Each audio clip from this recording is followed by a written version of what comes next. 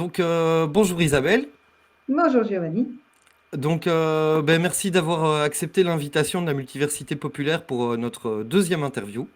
Je t'en prie. Euh, donc, euh, Dans la vie, tu es infirmière, SIAMU, Mhm, mhm, mais également les gens te connaissent mieux pour avoir été la créatrice et la protagoniste principale de Notre Bon Droit, qui mhm, a donc été une association qui, pendant ce qu'on peut appeler la période Covid, a pris un petit peu l'étendard de la Constitution et du droit, qui n'est pas forcément une chose fort simple, pour affronter rien de moins que l'État.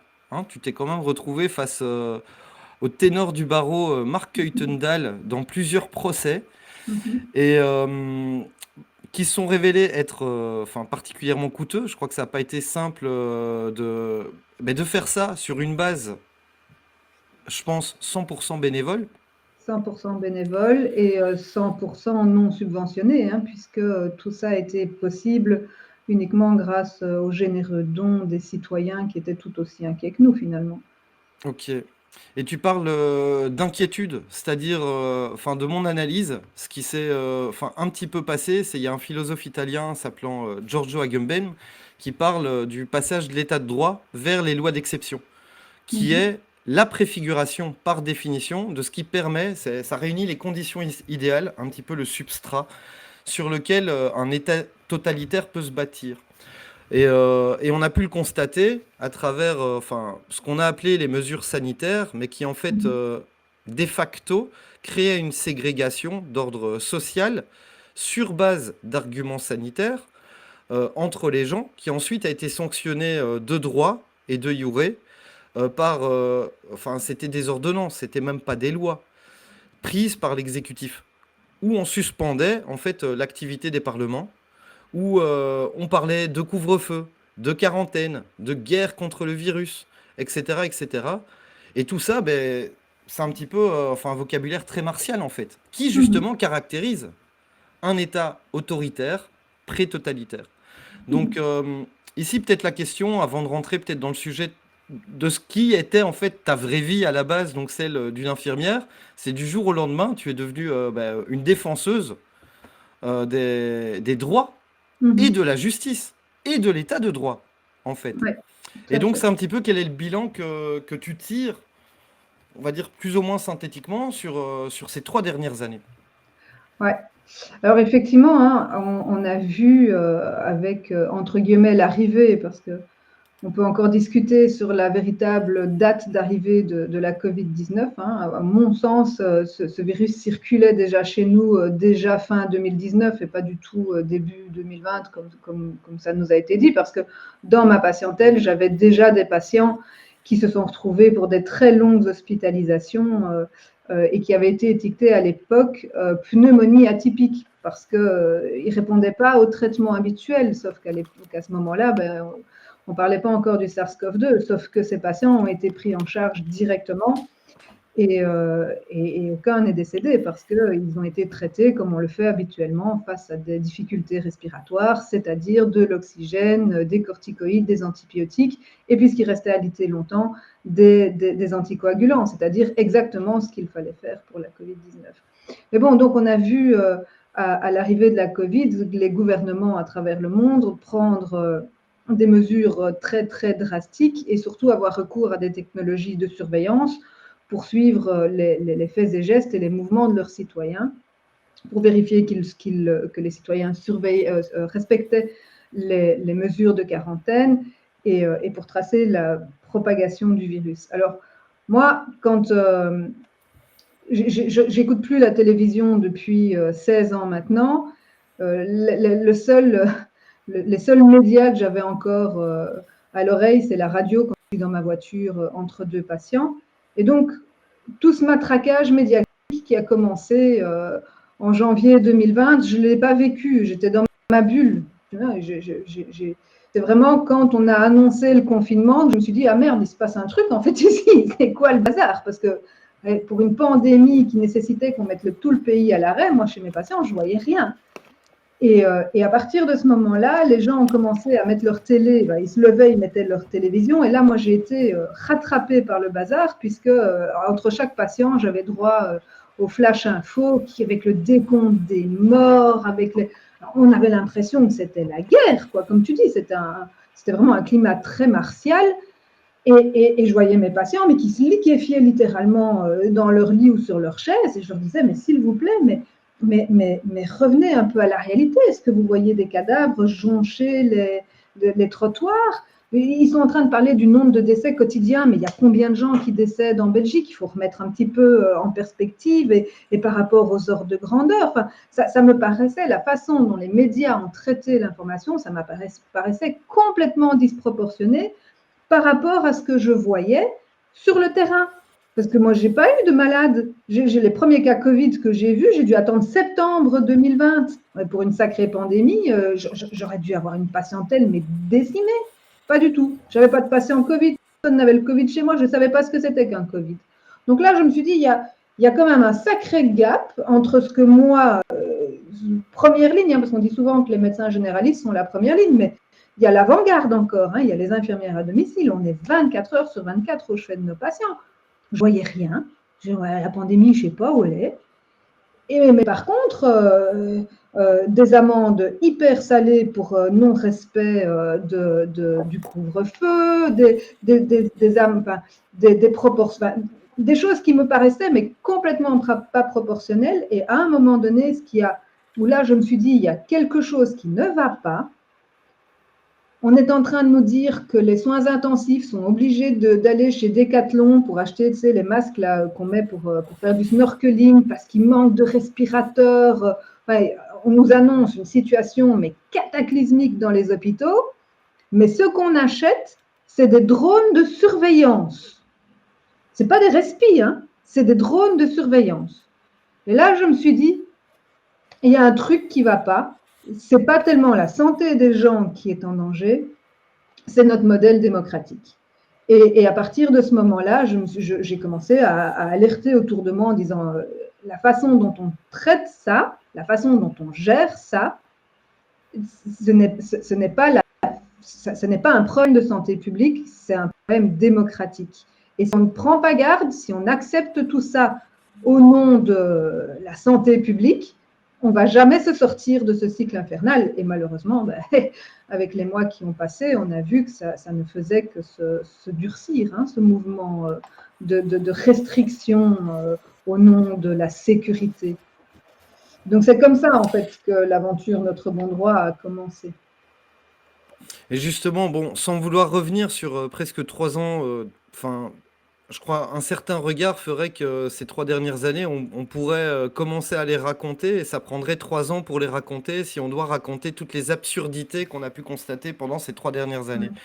Mais ici, ce que tu mentionnes justement, avant d'en venir à l'expérience Notre Bon Droit et un petit peu cette bataille dans le grand dédale juridico-administratif, un petit peu kafkaïen, c'est justement, tu parles d'images de cadavres qui jongeaient les rues à Wuhan, etc. En Belgique, on n'a jamais vu les gens tomber comme des mouches.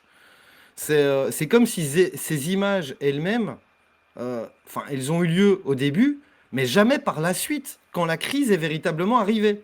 Donc, c'est-à-dire, le point de départ, c'était des images qui étaient d'ordre hollywoodienne. Ça, on était vraiment dans les films, pandémie, machin, épidémie, les trucs où les gens meurent et on comprend pas comment et on ne sait rien faire.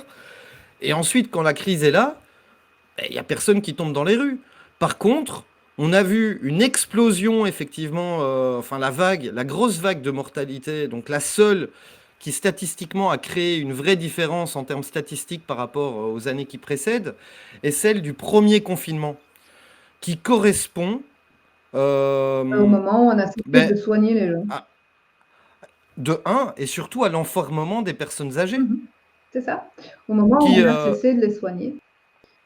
Et en les isolant aussi. Et encore, tu sais, quand tu dis que cette vague a fait une augmentation de la mortalité au niveau statistique, c'est même pas vrai, parce qu'à partir du moment où on a eu moins de décès, notamment sur les routes, il n'y a pas eu une surmortalité en 2020. Quand tu regardes les chiffres et quand tu lis le bouquin de Chaillot, il ne s'est rien passé en fait. Alors, ces personnes âgées, se sont retrouvés effectivement, là aussi en tant que personnel soignant, je me suis dit, mais on fait n'importe quoi. Même au Moyen-Âge, on ne faisait pas ça. Même à l'époque où on ne connaissait pas les virus, les bactéries, on ne faisait pas ça. On s'est retrouvés dans des situations où la consigne dans les maisons de repos, c'était vous ne les envoyez pas à l'hôpital, hein, parce qu'on est saturé. Et donc, comme on les testait régulièrement, on mettait dans la même salle, dans la même aile de la maison de repos, des gens testés Covid positifs sans symptômes. Hein, or, on sait que si tu n'as pas de symptômes, tu n'es pas malade. Avec des gens testés Covid positifs avec symptômes. Donc, on mettait des gens malades à côté de gens pas malades. Ça, c'était quand même la meilleure façon de faire en sorte que tout le monde tombe malade. Hein. Et très clairement, on le sait, à partir d'un certain âge, les pathologies respiratoires peuvent être fatales. C'est chaque hiver hein, que les pathologies respiratoires, que ce soit la grippe, les SARS, parce qu'il n'y a pas que le SARS-CoV. Hein, le SARS-CoV fait partie d'une grande de Covid, de coronavirus. Et puis il y en a plein d'autres qui font que les personnes âgées décèdent en hiver. Les virus respiratoires sont des tueurs de personnes âgées. À partir du moment où on ne les prend pas en charge, à partir du moment où on ne les emmène pas à l'hôpital directement, qu'on ne les met pas sous oxygène, qu'on ne les met pas sous antibiotiques, parce que ce n'est pas tellement le virus qui tue, c'est très souvent une surinfection bactérienne qui est due à une bactérie. Et ça, d'ailleurs, Centeno le reconnaît. Ils ont publié un rapport en juin 2020 qui montre que plus d'un tiers des patients qui sont décédés de Covid-19 sont en fait décédés d'une surinfection bactérienne parce qu'on ne les a pas traités. C'est la première chose qu'on fait avant l'arrivée du SARS-CoV-2, c'était la première chose qu'on faisait. Une personne âgée commençait une difficulté respiratoire, boum, on le met sous antibiotiques. Et là, on ne l'a pas fait. Et donc oui, ce qu'on a vu quand les gens ont commencé à se dire « Ah mais si, mais moi dans ma famille, j'ai un tonton, j'ai une mamie qui est décédée, donc c'est que ça existe », c'est à partir du moment où on a effectivement confiné et cessé de traiter les gens. Sinon, ça serait... Mais si c'est ça qui est un petit peu terrible. Enfin, et d'ailleurs, il n'y a toujours pas eu. Enfin, on a eu droit. Comment dire, presque la période la plus folle, la plus dystopique pendant les 3 dernières années. Il n'y a toujours pas eu de retour sur expérience. Mais ici, quand tu dis on ne les a pas traités, c'est une paraphrase presque pour dire ceux qu'on n'a pas traités, quelque part, enfin, de par ce qu'on connaît médicalement et qu'on n'a pas voulu reconnaître, c'est en fait, on les a tués. Ah, le manque de soins a été probablement le plus grand tueur que le Covid-19, ça c'est un fait. Et attention, hein, parce qu'il n'y a pas eu que les gens qui sont décédés par manque de soins du Covid-19, il y a toute une série de gens qui sont décédés par manque de soins d'autres pathologies. Parce qu'à partir du moment où on a décrété l'état d'urgence et qu'on a commencé à faire complètement flipper les gens, il n'y a pas que les gens qui ont flippé, certains médecins ont flippé aussi, et donc il y a des patients qui se sont retrouvés mais littéralement abandonnés, qui n'ont plus vu leur médecin traitant pendant 3 mois. Et puis toutes les pathologies qui n'ont plus pu se rendre à l'hôpital pour les traitements habituels, tout ça a causé énormément de tort à la santé du Belge, hein, c'est clair, et ça, on va prendre des années à récupérer tout ça, si on récupère. Tout à fait, mais ici... Enfin, justement, il y a cette phrase de Machiavel qui dit que qui contrôle la peur des gens, contrôle leur âme. C'est une vieille méthode de gouvernement. La peur, la terreur, instiller en fait la terreur. Mais il y a aussi dans ce film un petit peu prophétique pour le coup de V pour Vendetta. Il y a un moment où le personnage principal dit que le secret du plan, donc pour faire advenir cet état totalitaire, justement c'était la peur. Et c'était une épidémie. Donc, la peur est le meilleur moyen de contrôler la masse, en fait. Hein. À partir du moment où tu fais... on l'a vu. Alors, c'est assez... Nous sommes des mortels. Nous sommes des êtres mortels. Oh, évidemment, il y a beaucoup de gens qui ne l'acceptent pas, qui ont difficile avec cette notion de mortalité, pour laquelle ça provoque des angoisses, on l'a vu, hein, ça provoque des angoisses qui font que sécurité, sécurité, sécurité, mais c'est un leurre, parce que, primo, par rapport à la mort, il n'y a personne qui peut garantir la sécurité ad vitam aeternam. Je sais que l'immortalité est un espèce de rêve de certaines élites, là, mais ouais, c'est pas réaliste, il faut quand même bien s'en rendre compte. Mais la sécurité et la liberté, c'est la même médaille. Tu ne peux effectivement pas être complètement libre si tu n'es pas en sécurité, Mais qu'est-ce qu'une liberté si tu es constamment enfermé dans des peurs sécuritaires? Ça n'a pas de sens. Il faut réussir à trouver un juste équilibre et c'est ça que nos gouvernements n'ont pas réussi à faire. Mais je pense que, ça c'est une opinion personnelle, mais je pense que ce n'est pas être réaliste que de se dire qu'ils n'ont pas réussi à le faire. Je pense qu'ils sont parfaitement parvenus à faire ce qu'ils avaient l'intention de faire. Il y avait une intention et ça fait quelques années qu'on voit ces dérives vers un modèle autoritaire et un modèle totalitaire. Ils ont sauté sur l'occasion. L'occasion fait le larron. Hein. Tout à fait. Mais historiquement, enfin bon, c'est un petit peu ce qu'on a pu voir. Enfin, partir, on pourrait dire l'entrée dans le 21e siècle, c'est un petit peu ça qui le caractérise. Il y a eu 2001 et puis les mesures exceptionnelles de surveillance, de contrôle de la population, enfin, qui venaient des États-Unis, mais qui offraient aux agences de surveillance américaines un droit de regard sur tout ce qui se passe dans l'espace numérique et en fait, du coup, dans la vie privée des gens, de un. Puis, un autre phénomène, je crois, assez intéressant, qu'on veut comprendre la bascule de l'état de droit vers des dérives de plus en plus autoritaires et donc de plus en plus totalitaires et de plus en plus technocratiques à travers une gouvernance par des experts et des technocrates, etc. C'était la crise de 2008. On nous a dit à l'ensemble des peuples européens, vous n'avez plus le choix. Et quand on dit à quelqu'un il n'y a plus le choix, on peut dire que la liberté, la démocratie, ça n'existe plus vraiment, vu que la liberté, c'est la possibilité de choisir. Ici, quand on dit il n'y a plus le choix, on n'a pas d'autre choix. Il faut confiner, il faut enfermer, il faut serrer la ceinture. Ben, on nous dit de facto, c'est comme on dit, la démocratie, c'est cause toujours, tu m'intéresses, et la dictature, c'est ferme ta gueule. Ça revient un petit peu du pareil au même. C'est juste le ton qui change. Mais au niveau des effets, on en est là. Et aujourd'hui... Mais attention, hein, parce que la dictature, c'est ferme ta gueule, mais le totalitarisme, c'est encore plus dangereux, parce que le totalitarisme arrive en fait à faire en sorte que la masse pense. Tu vois, on les a tellement manipulés que la masse n'a même plus besoin de fermer sa gueule. Elle pense ce qu'on lui a dit de penser. C'est ça le danger du totalitarisme, c'est que la plupart des gens ont été littéralement embrigadés, et ça, on peut faire le reproche aux médias de vraiment pas avoir joué le rôle de quatrième pouvoir, ils ont complètement joué le rôle de propagandiste. Et aujourd'hui, avec la technologie et les médias qui sont constants et permanents dans la vie des gens, via la télévision, avant c'était dans chaque foyer, maintenant c'est quasiment dans chaque pièce de foyer.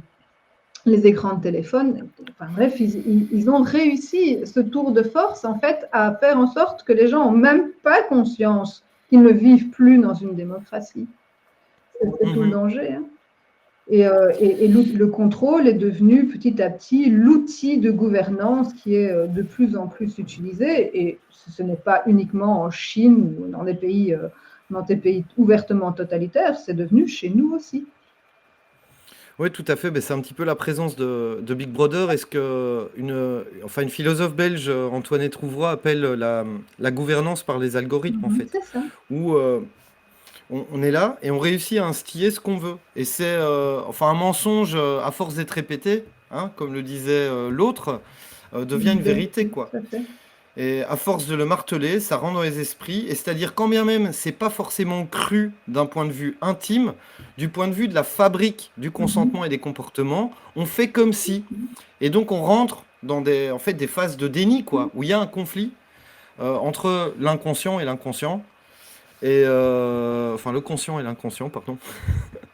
Mais, et du coup, en tout cas, les suites de ça, justement, notre bon droit, vous êtes parti en justice, en fait. Vous êtes parti quelque part, dans une croisade citoyenne, peut-être un petit peu désespérée. Non, désespérée, non. Utopiste, sûrement, mais désespérée, non.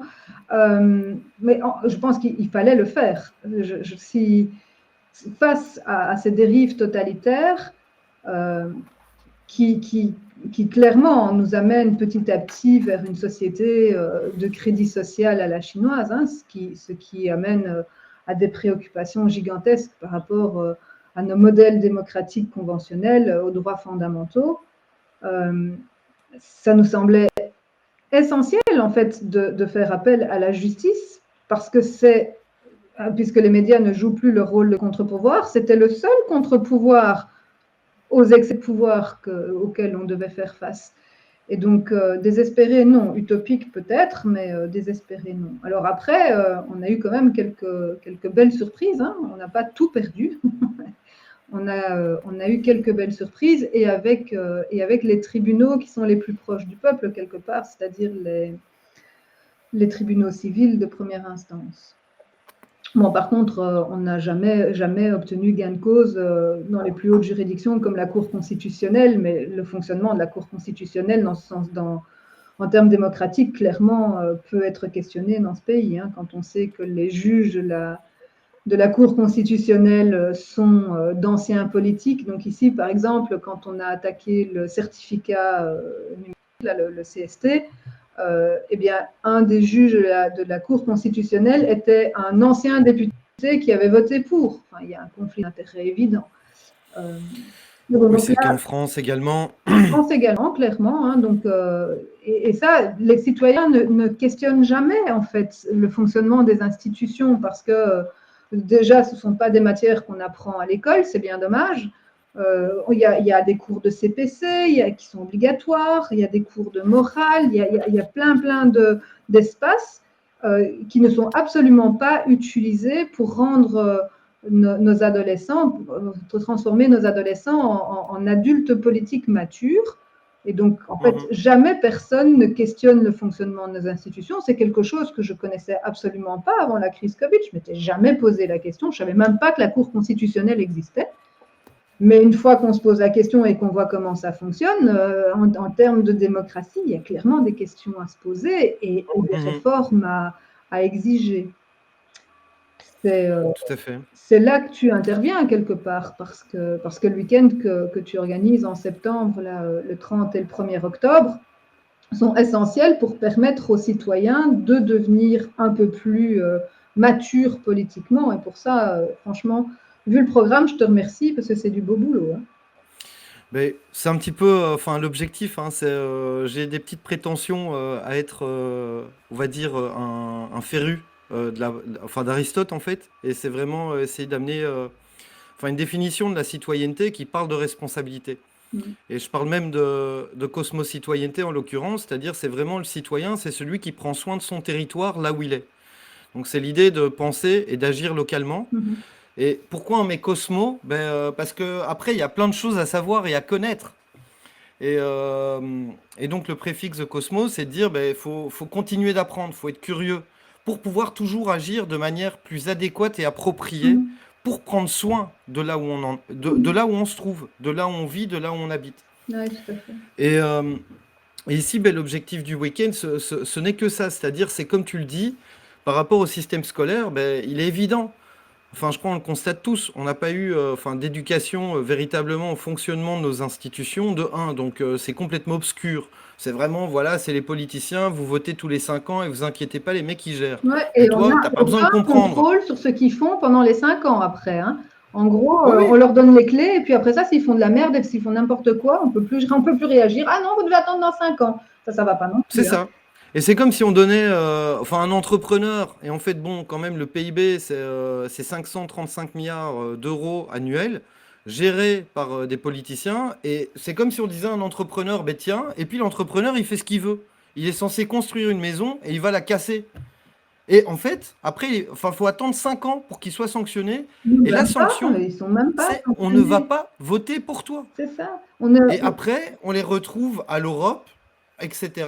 Enfin, ils ne sont même pas sanctionnés parce qu'avec le système de particratie à la belge que nous connaissons, ils sont déjà là dans les coulisses en train de se mettre d'accord. Alors oui, peut-être que dans les médias, ils vont vous dire « Oh non, mais moi, je préférais un gouvernement sans la NVA et sans le MR, si possible. » Mais ils savent très bien qu'à partir du moment où ils veulent s'accrocher au pouvoir comme des moules à leur rocher, ils vont faire alliance avec n'importe qui du moment qu'ils gardent des sièges.